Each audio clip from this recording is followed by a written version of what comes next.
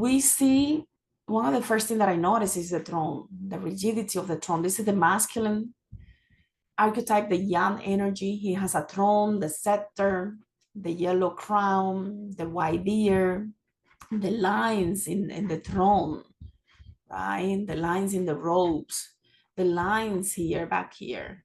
So it's about authority and rules. This is truly is structure. Even the mountains in the back has lots of lines. They're solid, very strong and solid. He maintains the status quo. His beard, white beard that, you know, looks way big for his age, for his face. It's like he has grown.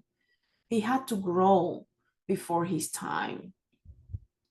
So there is a lot of responsibility waiting him down, even the metal looking shoes and armor here. This person has a lot of responsibility.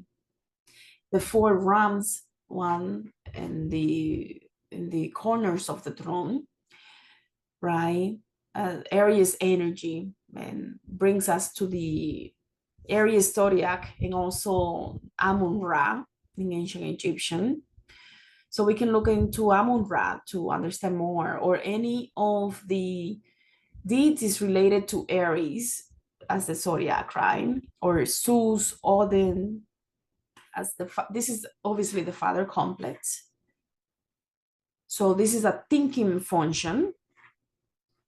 And the emperor holds the mysteries about power and structure and sovereignty that cause against everything modern that modern new age spiritual cycles wants to believe. So he's the necessary tyrant that teaches that order requires force.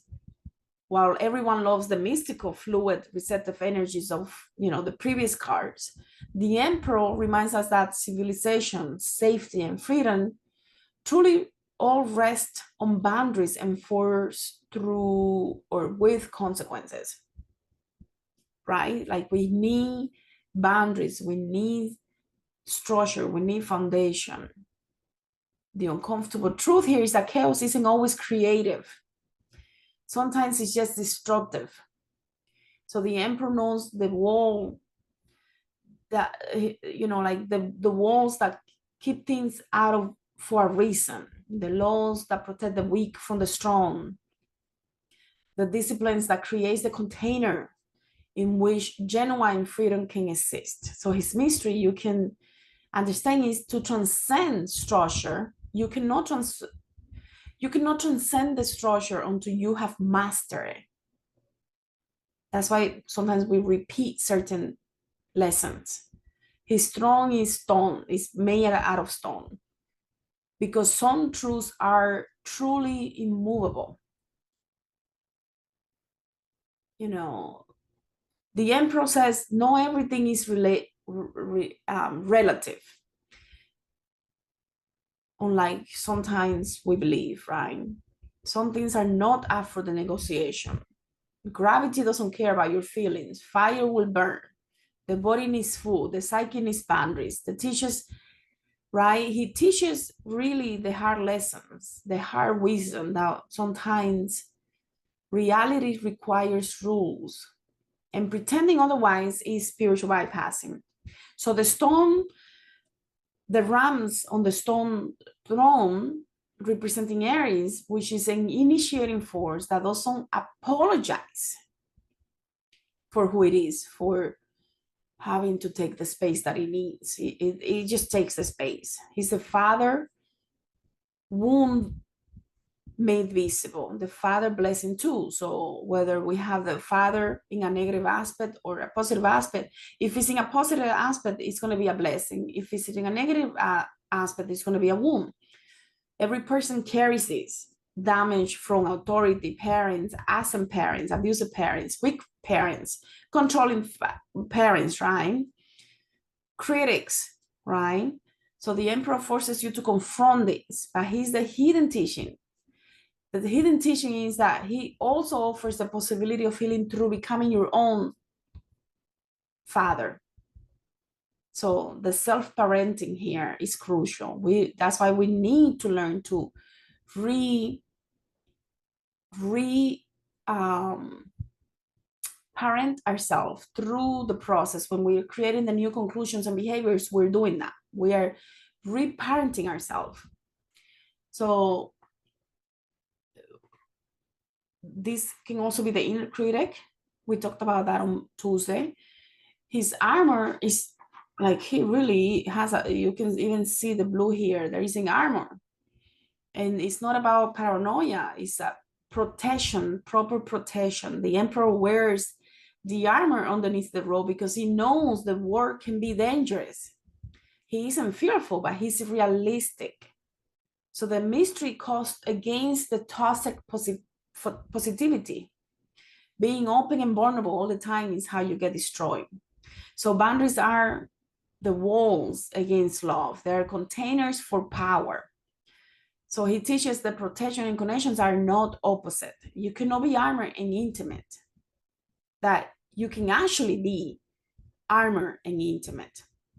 Because a lot of people think that's not possible. But he's teaching you that, yes, I can be armor, and yet I can also be intimate at the same time. So you can be truly responsible for your energy instead of leaking energy constantly. And he holds the Yang, the orbs and the Yang, and he is revealing the deepest secret, the key of life.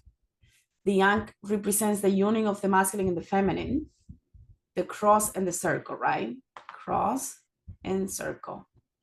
So the Yang here is matter and spirit. The emperor is incomplete without the empress, basically. The heart ages, the empress will soften. So his structure needs to flow. So the teaching here is that the masculine energy without the feminine becomes phases. True power is integrated power, yang with yin awareness, strength with compassion, authority with love. The emperor alone becomes a dictator, and the emperor in partnership becomes a king. So he's number 4, the square, foundation, and the cage, right? So the 4 walls make a room, and it can also make a prison. So here we also have the 4 seasons with the throne with the number 4. And one of the teachings here is that every structure you build to protect yourself eventually becomes the thing that you need to liberate yourself from. So the fortress become the cage. The rules that gave you safety became the limitations that stifled growth. So he teaches you that you must periodically destroy your own kingdom to evolve. That's why we need the tarot card of the tower to destroy what we built. So he represents logos, the rational or in principle, but logos can become rigid. So the emperor's shadow is fundamental. What is that word? Fundamentalism, where one believes one right way only, one truth only, and there is no deviation. So when this organizing principle becomes dogma, life dies. But here's the thing though, without strong organizing principles, there is no form, no manifestation, no embodiment. So he teaches you that you need logos to build, but you must hold it loosely enough to let it evolve. The map is not the territory, but you still need a map. So the mountains, you see the mountains are bare mountains, right? This is the cause of control. Behind him, there is no trees, there is no life, just stones and snow. So this is what happens when the yang energy dominates completely. It becomes sterile, unchecked. It becomes a wasteland. He's ruling over nothingness, over things that are dead. So one of the hidden teachings here is that control and aliveness are inversely proportional. The more tightly you grip, the more life slips away. So true sovereignty knows when to let go, when to allow chaos to regenerate the soil. He's Saturn, time, limitation, karma. The Emperor teaches that you cannot escape the results of your actions.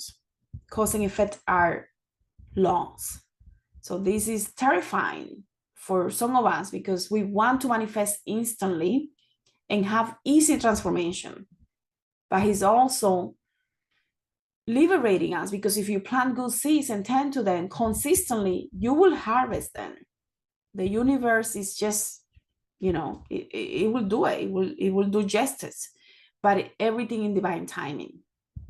So his right to rule comes from his willingness to be wrong. So the paradox here is that your true authority doesn't come from always being right, but taking responsibility regardless. So the emperor doesn't make excuses. He owns every outcome in his kingdom. Even the failures, even the things that don't go right. So he's taking accountability, right? So this is an archetype of accountability. So the teaching here is stop defending yourself and start taking responsibility for your life, for your reality. Blame is for subjects. Ownership is for kings. So he holds the tension between individual will and collective good. The emperor will make decisions that serve the many, even when individuals suffer. This is the terrible weight of leadership, right? Where sometimes there is no choice that doesn't cause pain. So his mystery is ethical complexity, right? Increases with power. Easy answers are for people without responsibility. So when he appears, he's asking you, are you willing to make the hard calls? Can you live with the cost of your choices? One of his greatest secrets is that he's not naturally born, but consciously made. A king is something that is a product, right, of certain upbringing, right? Unlike the emperor, the empress, whose power is inherent and organic, the emperor power is constructed. He chooses to rule. He builds throne, stone by stone, decision by decision. The orb on the left hand is the planet, basically, right? So this is sort of a crucial because he doesn't clutch a power. You see how he's holding it, right? He's just landing there. He's not grasping. So this is very crucial. It means to know the responsibility and care, but not to grasp for power, right? So one of the things that the emperor is teaching is that truly freedom without discipline is a form of slavery to impulse. You're not free when you do whatever you want, basically. You're being controlled by desire. So true freedom is choosing your constraints consciously, building structures that serve your highest values. So he's asking, what rules have you chosen to live by? What laws govern your inner kingdom? Are you a tyrant over yourself or a wise ruler? So this is a inner critic. When we have an inner critic that is putting us down, the emperor is asking us to obviously become aware of that so that we can work on that. And sometimes this card comes up when we're being called to step into leadership of our life, our family, work, right? So it's almost like it's asking to stop asking for permission and just start making the decisions that you need to in order to build the life that you want. It might not be okay with some people first, but little by little, you can feel more comfortable at doing so. So the emperor holds mysteries about power, structure, sovereignty that cause against what most people want to believe these days. He is the tyrant. He teaches that order requires force. While everybody loves the mystical, things, he really is teaching us that we need boundaries, and that there are things are causing effect, have consequences, really do. So what else? He's the red robe, the hide, it's very red, very dark, rich red. It hides blood, the blood of the people, of the violence of having to build an empire, right?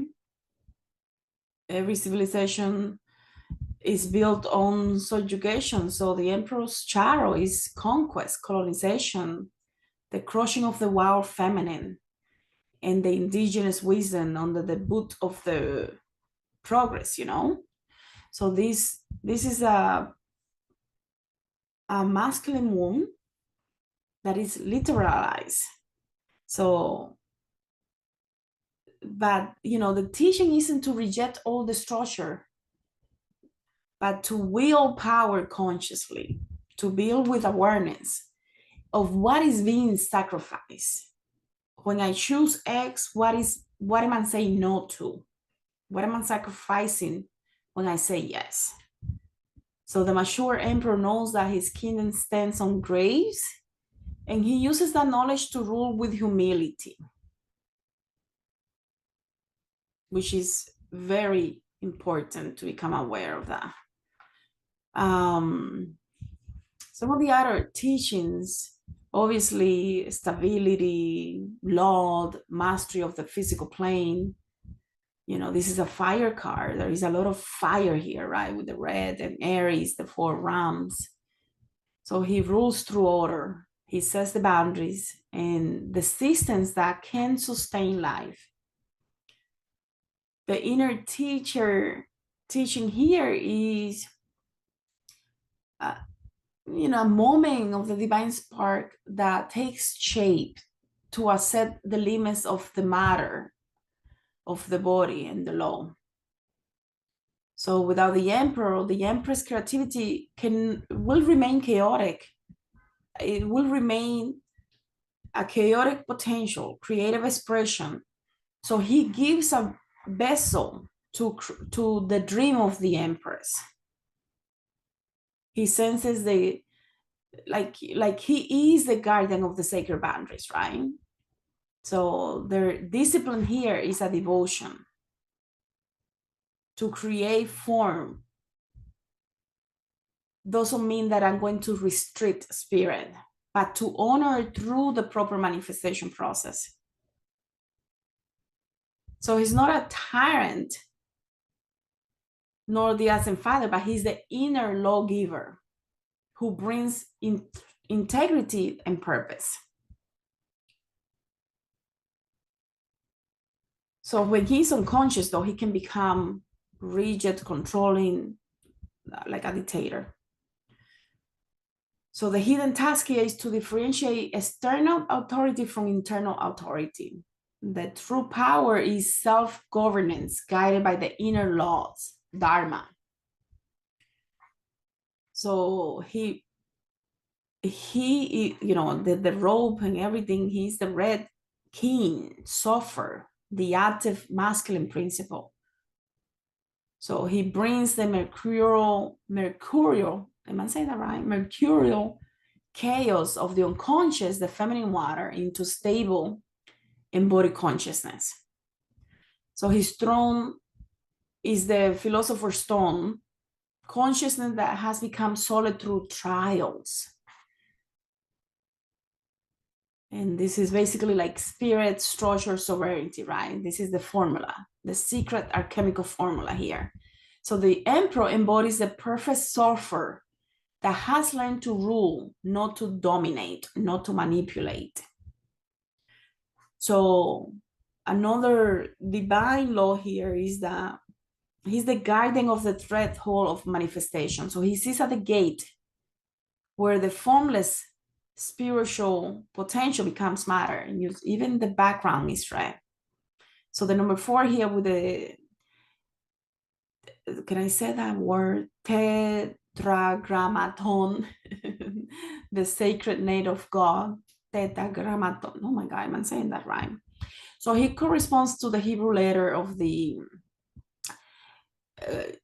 Yahweh, right? The WHWH, I think it is. So I'm not going to get into the Hebrew stuff because I don't know how to pronounce any of that stuff, but essentially the question is, can you hold power without losing humility? Can you embody divinity, divine order, without becoming rigid or oppressive? Right? This is what is the emperor is asking of us. Can you hold power without losing humility?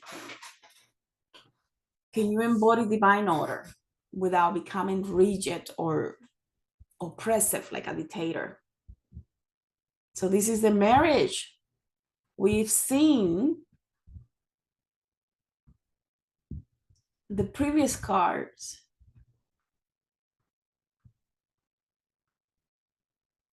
I'm gonna get there. Okay, we've seen the previous card. And 1, 2, and 3. And now we have 4. So this is the marriage of heaven and earth with the number 4, with the emperor.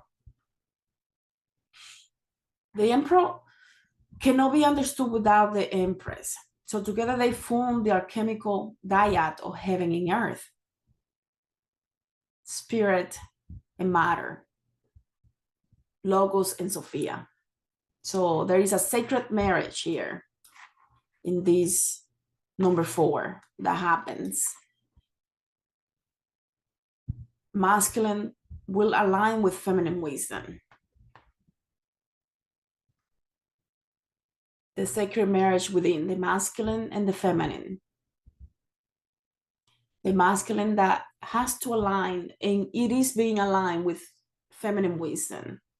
And when they unite, the Hierophant, the 5th card, it becomes the initiation through the integration of the opposites.